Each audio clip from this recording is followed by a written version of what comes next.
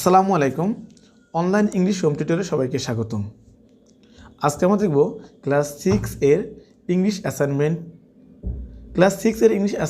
এর নিয়ম এবং কলাকৌশল কিভাবে আমরা অ্যাসাইনমেন্টটা সম্পূর্ণ করব সেটা দেখব। এটা দেখে আমরা নিজের বুদ্ধিমত্তা দিয়ে, নিজের সৃজনশীলতা দিয়ে অ্যান্সারটা নিজের মতো করে সুন্দর করে গুছিয়ে লিখব, যাতে আমরা সর্বোচ্চ মূল্যায়ন পেতে পারি। এই জন্য আমাকে আগে কী করতে হবে, সিলেবাসটা আগে বুঝে নিতে হবে। আমার যে সিলেবাস দেওয়া হয়েছে সেই সিলেবাসে কি আছে, কি করতে হবে, এখানে কিন্তু ডিটেলস দেওয়া আছে। ওকে, তো আমরা সিলেবাসটা একটু ফলো করি।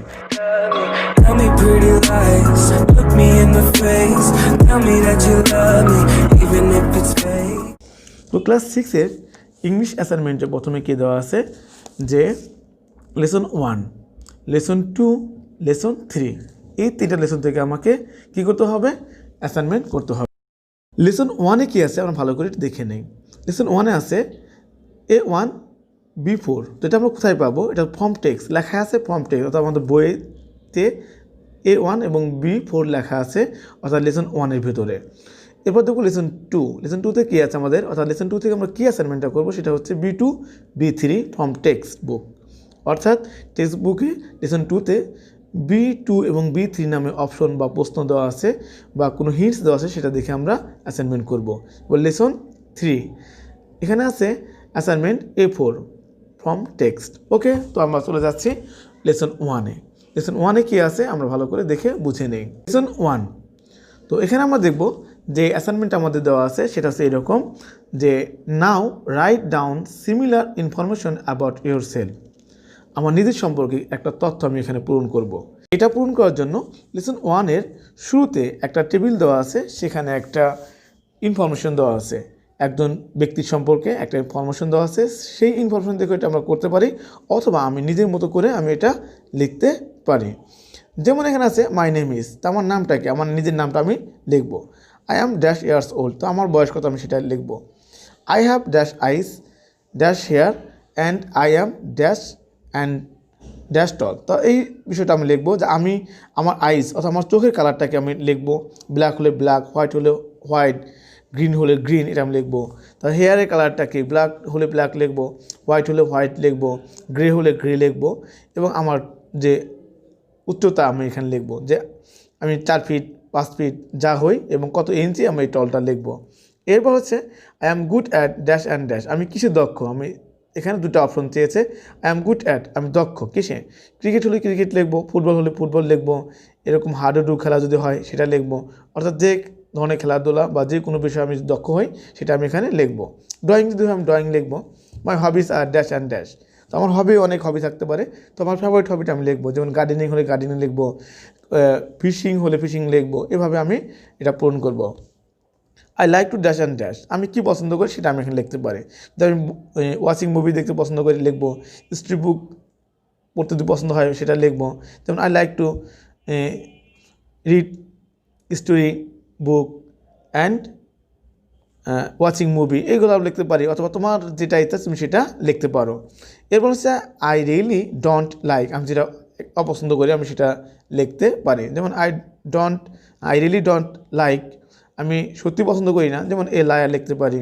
অথবা আমি ফাস্ট ফুড লিখতে পারি, তার আমি ক্রিকেট গেম লিখতে পারি। আমার যেটা মন চায় আমি সেটা এখানে লিখবো, যেটা আমার প্রকৃত যে বিষয়টা আমি পছন্দ করি না আমি ঠিক সেটাই এখানে লিখবো। ওকে, এরপর আমরা এই টেবিলটা পূরণ করার জন্য আমাদের কি করতে হবে, পরবর্তী যে একটা টেবিল আমি তোমরা দেখে নিয়ে এটা পূরণ করতে পারো। এবার B4-এ আমরা কি করব, now write a paragraph on how you felt on your first day at school and why you so felt so. অর্থাৎ যে আমি একটা প্যারাগ্রাফ লিখবো আমার ফার্স্ট ডে অ্যাট স্কুল সম্পর্কে, অর্থাৎ স্কুলের প্রথম দিনে আমার কী ঘটেছিল, আমি কীভাবে গিয়েছিলাম স্কুলে, কী দেখলাম, কী ঘটনা আমার সাথে ঘটলো, ঠিক আছে, সেটা আমি লিখবো।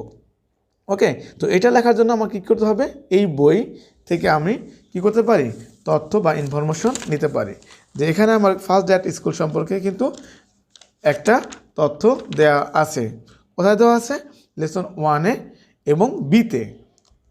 ওকে, তো আমরা এই প্যাসেজটা পড়ে ভালো করে বুঝে আমি ফার্স্ট ডে অ্যাট স্কুল সম্পর্কে লিখতে পারি। এখানে আমার নিজের ফার্স্ট ডে অ্যাট স্কুল সম্পর্কে লিখবো, কয়েকটা লাইন লিখবো, 5 10টা 15টা এরকম করে সুন্দর সুন্দর গুছিয়ে গুছিয়ে লাইনগুলো লিখবো।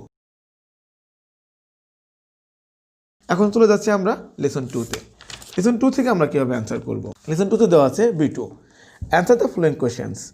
What would you say to somebody who has won a lottery, has lost a football match, has just congratulated you on your good result, has been ill, has been selected for a music program on TV।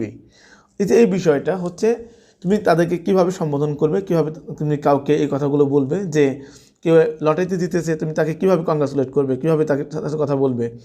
তারপর হচ্ছে football ম্যাচে হারছে তখন তুমি তাকে কীভাবে সান্ত্বনা দেবে, কি বলবে তাকে, এই কথাগুলো আমরা লিখবো।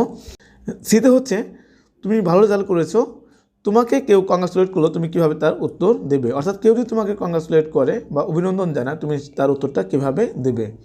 এরপর দিতে হচ্ছে হ্যাজ বিন ইল, যে কেউ অসুস্থ হয় তুমি তাকে কী বলবে। এরপর ইতে হচ্ছে has been selected for a music programme on TV, যে কেউ যদি টিভি প্রোগ্রামে মিউজিকের জন্য সিলেক্টেড হয়, নির্বাচিত হয়, তুমি তাকে কীভাবে অভিনন্দন জানাবে বা তাকে কী বলবে। এগুলো আমরা কীভাবে অ্যান্সার করব, যেগুলো তোমার বইতে দেওয়া আছে।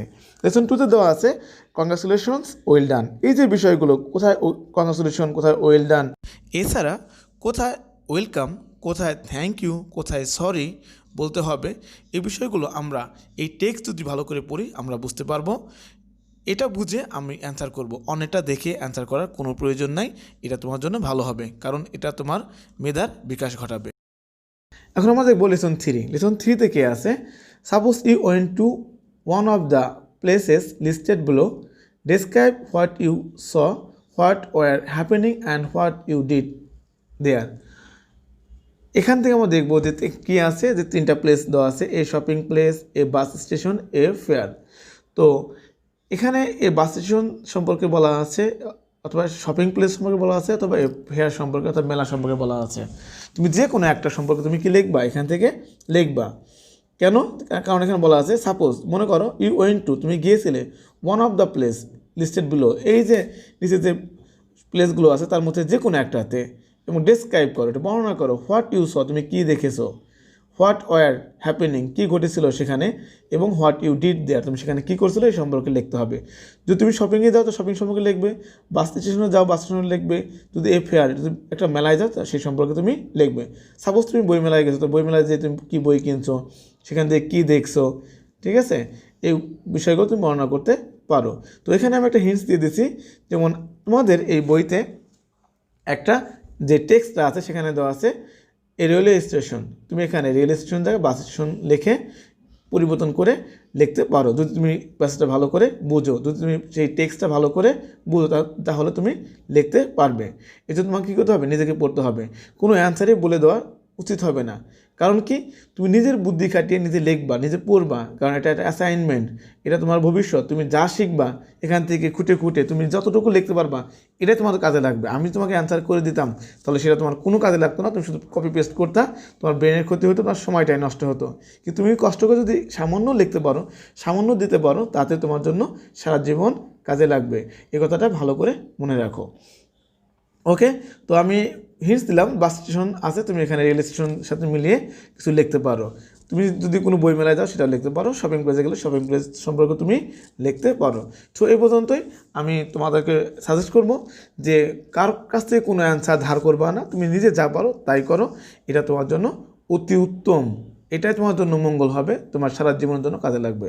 এবং সবাই ভালো থাকবো, সুস্থ থাকবো, আল্লাহ হাফেজ।